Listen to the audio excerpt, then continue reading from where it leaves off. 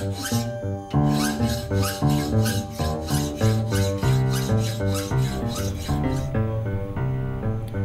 a remonté un petit peu l'angle de coupe.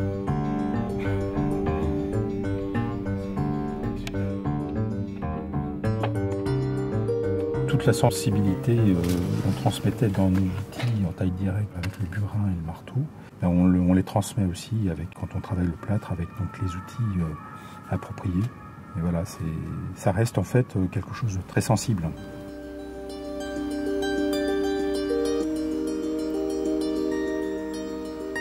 Par cette technique de plâtre, on peut jouer entre le positif et le négatif.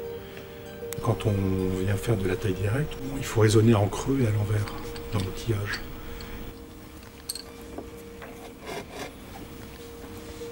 On a 4-5 familles d'outils et en fonction de ça, on va élargir ou rétrécir les différents outils. Alors, c'est un des premiers gestes que l'on transmet effectivement. Hein, la première étape. Bon, les bons outils feront les bons graveurs, on va dire presque, un peu schématiquement. Et ce qui est important aussi, c'est de voir finalement la bonne orientation pour prendre l'outil. Il faut qu'il soit vraiment dans la longévité, dans le prolongement du manche.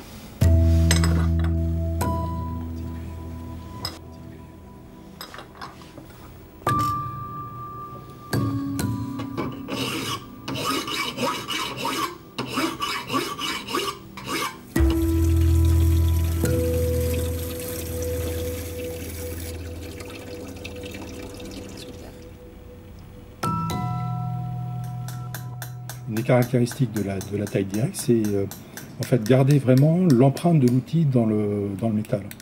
Pas intervenir avec des outils qui vont polir ou des choses comme ça, c'est garder en fait ce qu'on va pouvoir transmettre à l'outil dans l'acier pour que voilà, qu'il y ait la sensibilité. Si tout graveur a sa sensibilité, ça sera finalement la communication entre l'outil et le métal qui va transmettre cette sensibilité. Ah, ça il va bien?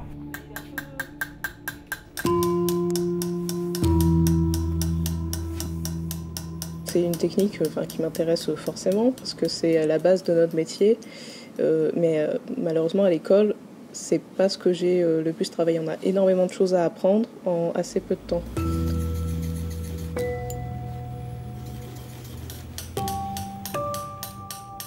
On a fait un outil pour faire des traits précis, plus adaptés aux lignes droites. Donc quand Claire vraiment maîtrisera l'axe, on va passer à la courbe. Et donc là, ça nécessitera un autre outil avec un affûtage différent. C'est un héritage. La tradition veut que voilà, quelqu'un qui part en retraite donne son outillage à quelqu'un ou à l'atelier. Ça s'est passé comme ça. Je pense que j'aurai exactement la même démarche. Hein. Ça fait partie de l'éthique de transmettre. Mais j'en ferai d'autres. Voilà, c'est pas un problème. C'est pas que donner ces techniques, c'est son savoir, mais c'est aussi donner ton outillage, c'est un peu normal pour moi.